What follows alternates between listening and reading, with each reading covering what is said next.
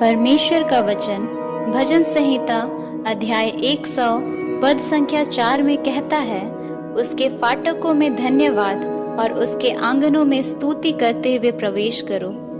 उसका धन्यवाद करो और उसके नाम को धन्य कहो। हे ईश्वर पिता, हम आपका धन्यवाद करते हुए आपके निकटता में आते हैं, ताकि हम एक मन एक चित्त होकर स्तुति और महिमा करते हुए वचन रूपी आत्मिक भोजन को ग्रहण कर सके। आमीन।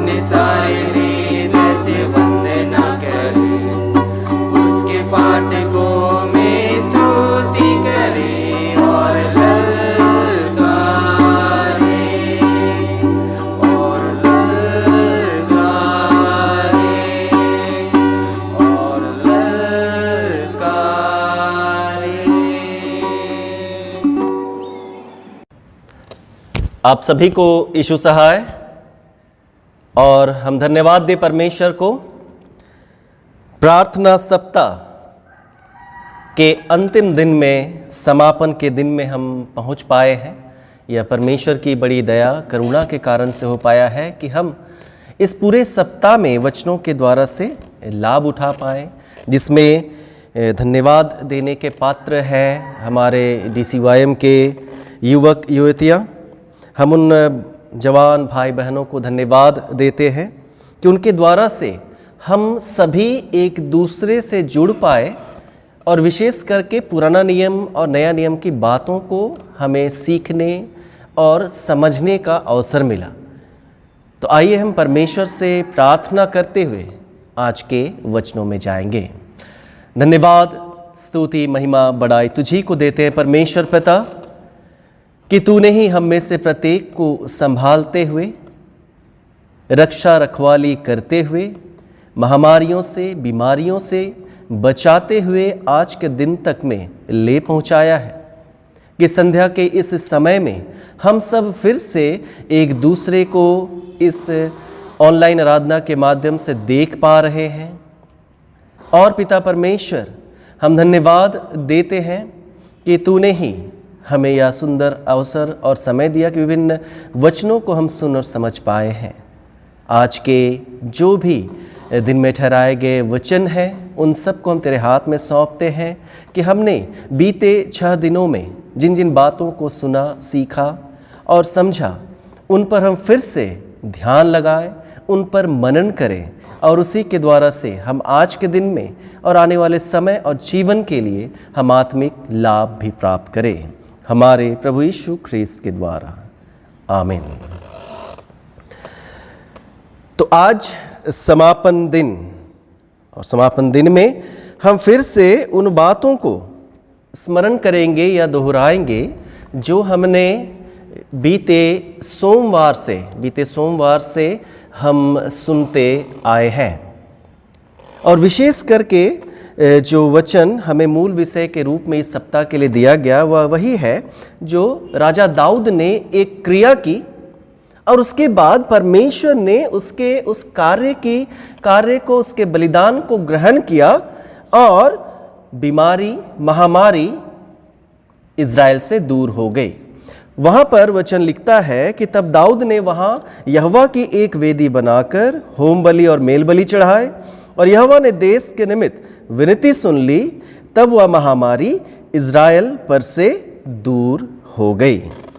तो हम इस एक ही पद में पूरे 6 दिनों को बांटे, इस पद को, जिसमें विशेष करके इसको बांटने का जो काम था वह युवा संघ के द्वारा से था, DCYM के द्वारा से था। उन्होंने बहुत अच्छी तरह से किया, वो धन्यवाद के पात्र हैं।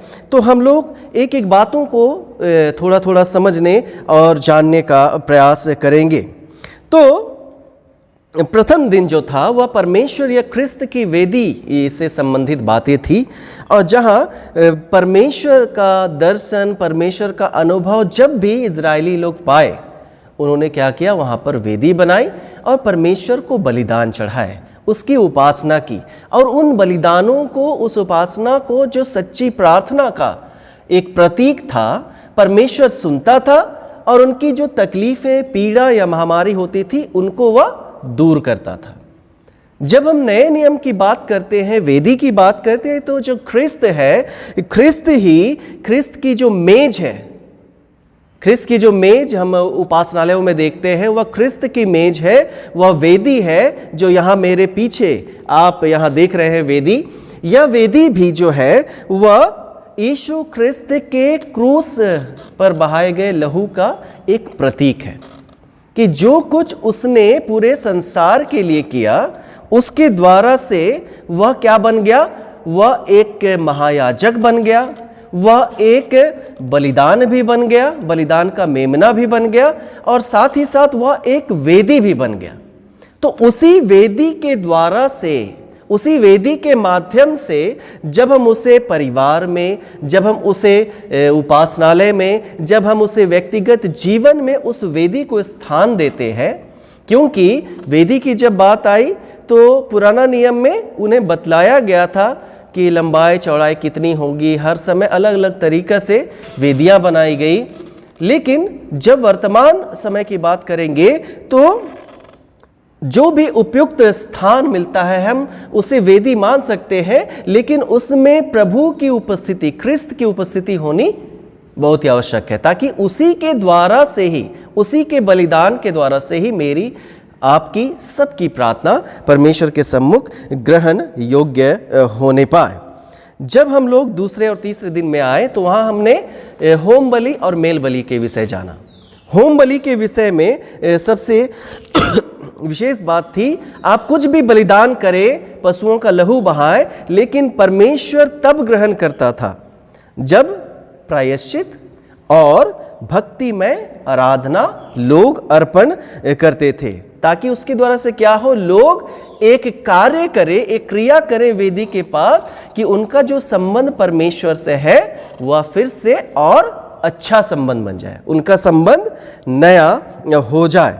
और जब हम मेल बलि की बात करते हैं तो मेल बलि क्या है, वह एक शांति बलि भी है, कि जब बलिदान चढ़ा दिया जाता था, याजकों को उनका हिस्सा दे दिया जाता था, परमेश्वर को उसके बलिदान के स्वरूप में उसे जला दिया जाता था, उस पशु के हिस्से को। तो जो बच जाता था तो वह क्या करता था, हर एक लोगों के साथ, जो उसके आस पड़ोस में थे, पीड़ित लोग थे, दुखित लोग थे, सभी लोगों के साथ वह संगति करता था। तो मेल बलि का सबसे मुख्य उद्देश्य क्या होता था, कि चढ़ाने के बाद की जो संगति या भोज होता था, वह दूसरे हर एक लोगों के साथ चढ़ाने वाला आराधक जो था वह बांटता था।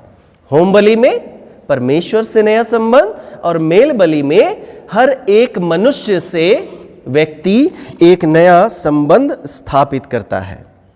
चौथा दिन में हमने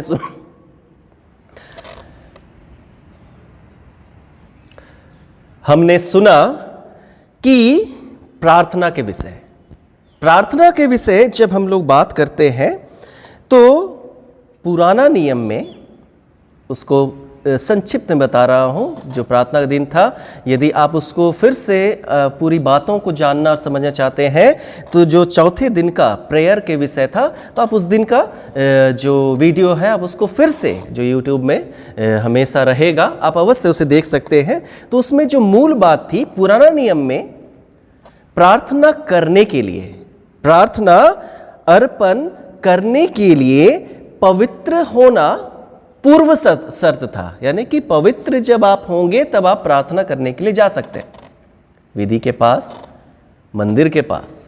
लेकिन जब आप नया नियम में हम लोग आते हैं तो नया नियम में यह बात विशेष पाई जाती है कि प्रार्थना के द्वारा से ही, जब हम लोग प्रार्थना करते हैं उसके द्वारा से ही हमें सच्ची पवित्रता प्राप्त होती है।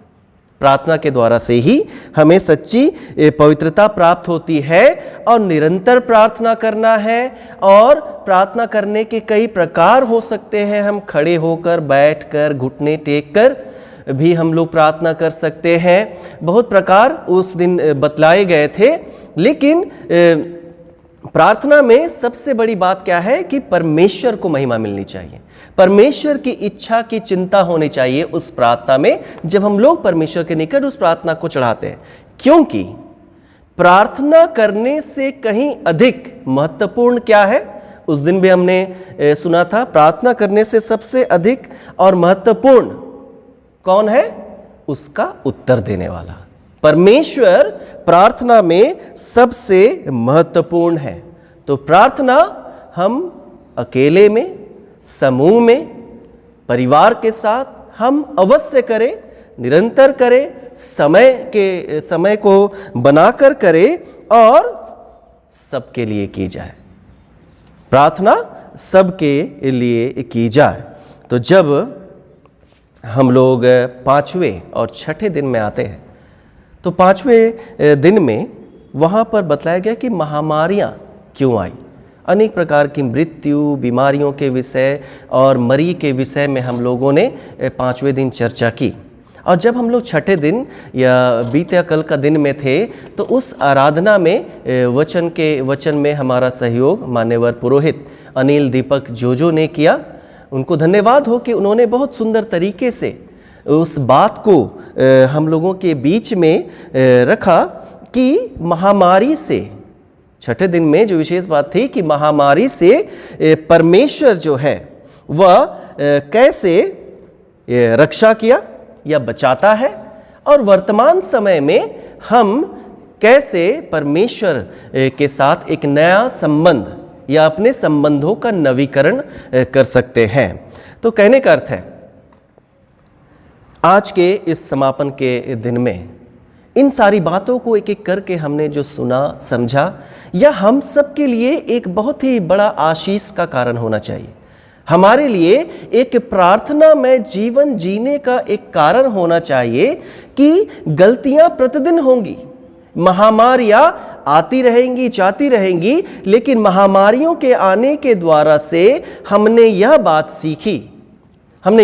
सीखी कि उनके द्वारा से भी परमेश्वर क्या करता है, जो अपने अगुओं को चुनता है, और उन अगुओं के द्वारा जब लोग परमेश्वर को दुहाई देते हैं, उसे पुकारते हैं, परमेश्वर उनको देखता है, तो उस महामारी में अपने लोगों से परमेश्वर फिर से अपने संबंध का नवीकरण करता है, रिन्यूअल करता है।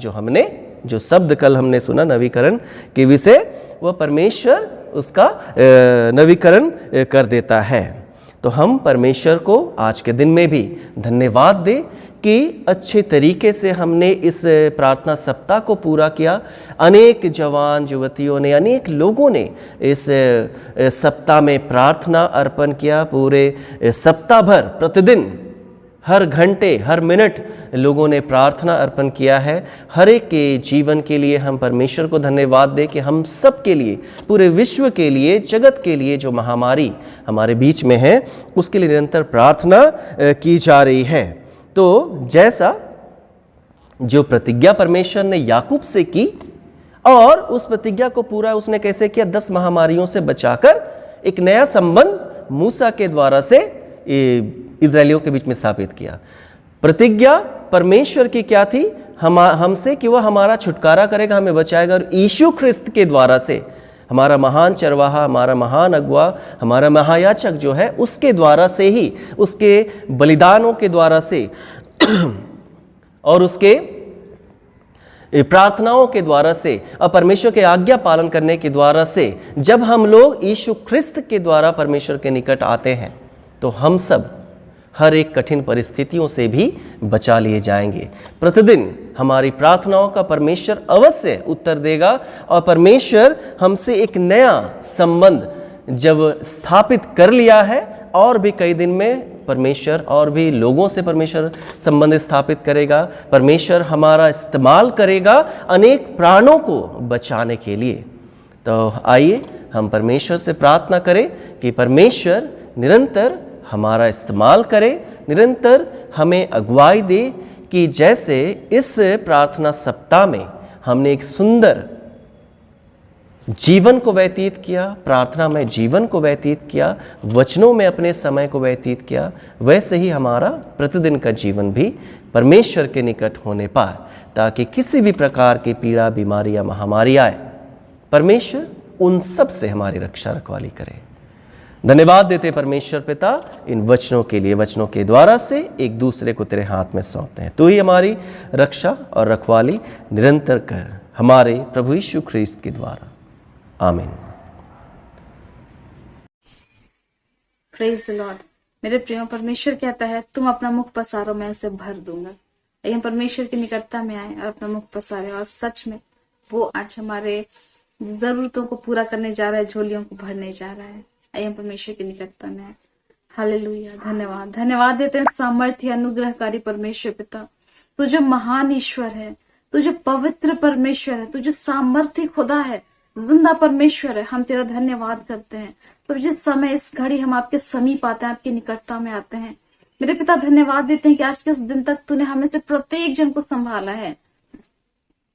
प्रभु जिस समय हम आपकी निकटता में आकर अपने अपने अपराधों को स्वीकारते हैं, मेरे पिता हमने जो भी ऐसे काम किए जो हमारे लिए नहीं थे, आज हम उनके लिए माफी मांगते हैं। और मेरे पिता जो कार्य हमारे लिए ठहराए गए थे और हमने उनका इनकार किया, हम उनके लिए भी माफी मांगते हैं। आज चाहते हैं प्रभु जी यीशु मसीह के लहू से हमें धो करके पाक और साफ कर दें। आज हमें माफ कर दे मेरे पिता, और आज हमारे जीवन में निवास करें। मेरे पिता आज हम आपको आमंत्रित करते हैं प्रभु जी, हमारे जीवन में आइए और मेरे परमेश्वर पिता हम अपनी राहों पर चलाइए और बढ़ाइए। प्रभु जी हम अपनी जिम्मेदारियों को पूरा करने वाले हो सके परमेश्वर पिता। अपने काम को, अपनी कॉलिंग को पिता, जो जिस कार्य के लिए आपने हमें भेजा इस धरती पर, उसे पूरा करने वाले होने पाए। जब हमने आपको जाना है और आपने कहा तुम जाओ और सारे जगत के लोगों को सुसमाचार प्रचार करो, तो मेरे पिता हम इस काम को करने वाले होने पाए। पिता, राज्य का ये सुसमाचार परमेश्वर पिता हम बहुतों तक पहुंचाने वाले हो सके। हाँ पिता, अपने कार्यों के द्वारा से, अपने आचरण के द्वारा से, अपने चाल चलन के द्वारा से, और परमेश्वर पिता लोगों के पास जाकर के आपके वचन को सुनाने के द्वारा से भी। ये पिता, जैसे आप चाहते हैं हम आपकी सेवा करें, वैसे आप हमें आपकी सेवा करने का अनुग्रह दीजिए।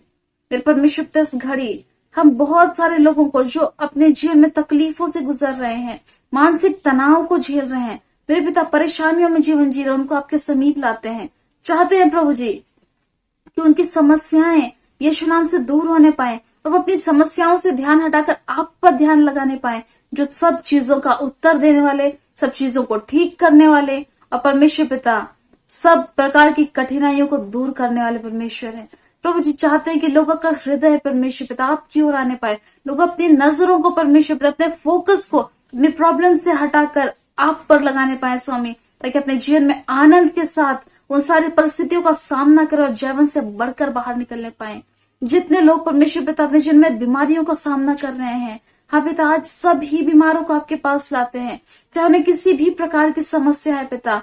हाँ पिता, यदि वो कोविड-19 से पीड़ित हैं या फिर परमेश्वर पिता उनको किडनी की कोई समस्या, लिवर की कोई समस्या, फेफड़ों की कोई समस्या है, उनके लहू में कोई समस्या, मांसपेशियों में या हड्डियों में समस्या है मेरे पिता, आज हम चाहते हैं मसीह यीशु के नाम से वो चंगे किए जाएं स्वामी। हाँ मेरे परमेश्वर पिता, आज हम चाहते हैं, आज हम उनके लिए गुहार लगाते हैं आपसे मेरे पिता, आज हम उनके लिए निवेदन करते हैं, आज हम उनके लिए मध्यस्थी करते हैं मेरे पिता। अपने लोगों को चंगाई प्रदान कर दे मेरे स्वामी, और हर प्रकार की तकलीफें दूर होने पाए और वो आपकी निकटता में आ सके परमेश्वर पिता, और आपके नाम को महिमा दे सके। मेरे प्रभु जिस समय चाहते हैं जितने भी हमारे मसीही परिवार के लोग हैं, जितने भी हमारे लोग हैं मेरे पिता, जो अब तक अपना जीवन प्रभु जी सांसारिक रीति से बिता रहे हैं, जो हमारे बच्चे हैं मेरे पिता नशों में जी रहे हैं, हाँ पिता व्यभिचार में जी रहे हैं, हाँ प्रभु जी वो अपने जीवन को व्यर्थ बातों की ओर लगा रहे हैं, आज हम सब मिलकर दुआ करते हैं मेरे पिता। हम चाहते हैं मेरे पिता हमारे जो लोग हैं यीशु नाम से इन सारी बुरी बातों से, लतों से आजाद किए जाए। हाँ मेरे पिता, और जैसे तूने योएल भविष्यद्वक्ता की पुस्तक में अपने वायदे को किया है तो वो वायदा पूरा होने पाए परमेश्वर पिता। तू कहता है कि तू बच्चों पर अपना हाथ उंडेलेगा, वो भविष्यवाणी करेंगे, बुजुर्ग जो हैं वो स्वप्न देखेंगे, जो जवान है वो दर्शन देखेंगे मेरे पिता।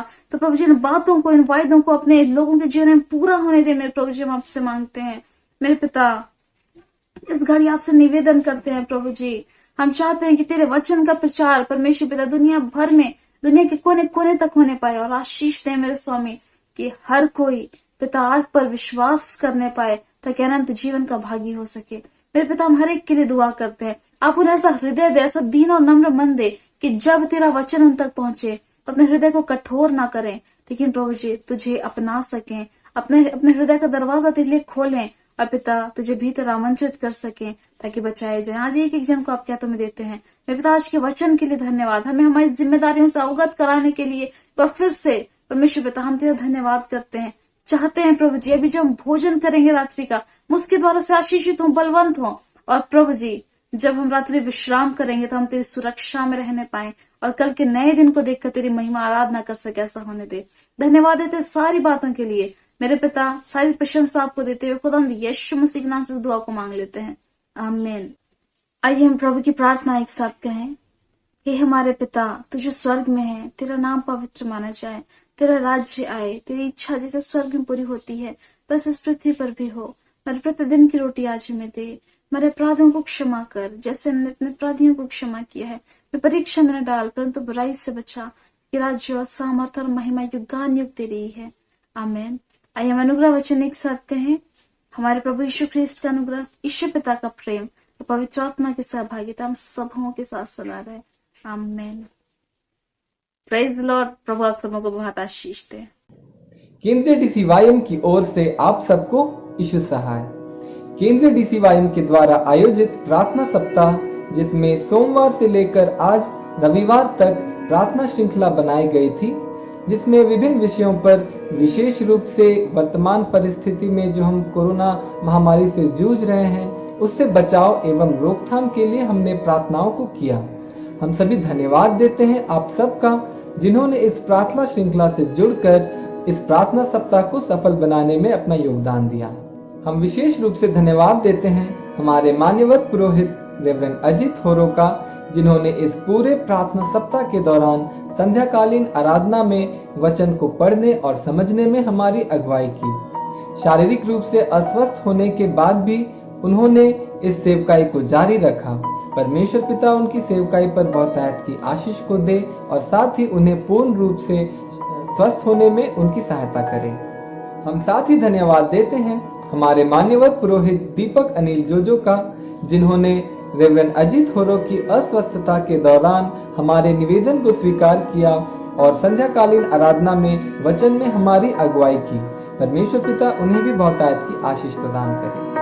हम विशेष धन्यवाद देते हैं हमारे छोटा नागपुर डायसिस के सभी धर्म जिलों से जुड़े हमारे DCYM के सदस्यों का, जिन्होंने संध्याकालीन आराधना के दौरान महिमा के गीतों को गाने में और साथ ही प्रार्थना में हम सबकी अगुवाई की। परमेश्वर पिता हर एक के जीवन में बहुतायत की आशीष को प्रदान करे। हम साथ ही धन्यवाद देते हैं भाई आशीष मुंडू को, जो हमारे साथ निरंतर बने रहते हैं और केंद्रीय DCYM के द्वारा आयोजित ऑनलाइन कार्यक्रमों में टेक्निकल सपोर्ट प्रदान करते हैं। परमेश्वर पिता इन्हें भी इनके कार्यों में उन्नति प्रदान करे और साथ ही अपने प्रेम, भय और विश्वास में निरंतर आगे बढ़ाए। हम धन्यवाद देते हैं हमारे छोटा नागपुर डायसिस के बिशप और सभी डायसिसन ऑफिस बियरर्स का, और साथ ही हमारे केंद्रीय DCYM समिति के निदेशक मान्यवर पुरोहित PH पुर्तिका, जिनकी अनुमति, मार्गदर्शन और निरंतर सहयोग से यह प्रार्थना सप्ताह संपन्न होने पाया है।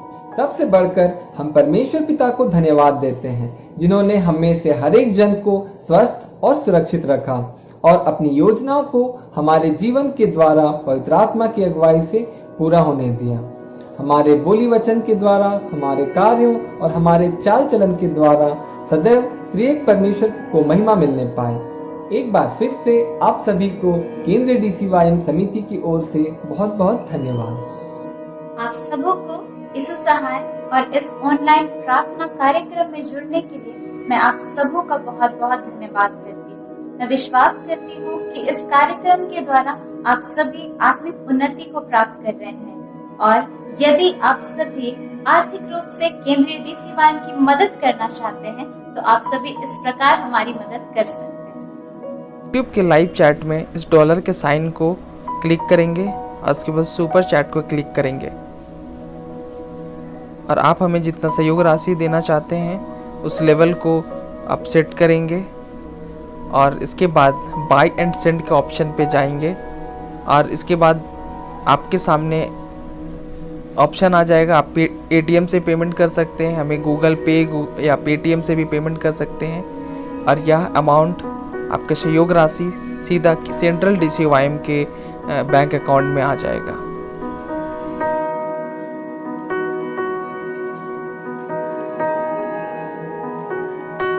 आप हमें सेंट्रल DCYM के अकाउंट में डायरेक्ट भी अपने सहयोग राशि को दे सकते हैं। अकाउंट नंबर आपके स्क्रीन में है। आप इस प्रकार से आप हमें आर्थिक रूप से सहयोग कर सकते हैं। आपकी सहयोग के लिए